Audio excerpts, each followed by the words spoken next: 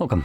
In front of me is a Samsung Galaxy Tab A8, and today I will show you how we can enable power saving mode on this device.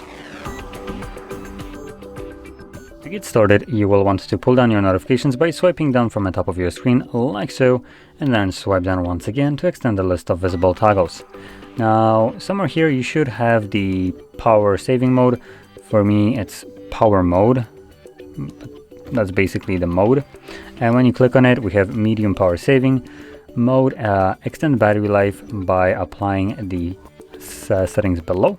So you have restrict background data, prevents background apps from using Wi-Fi. Now that might be a very crucial kind of part of this mode. Obviously it changes how the device interacts with you when you're not using it. And then limits CPU speed by basically 70% and brightness by 10%. Anyway, we're going to select OK. It goes through this wonky animation, which is absolutely pointless, as most of the things when it comes down to Samsung.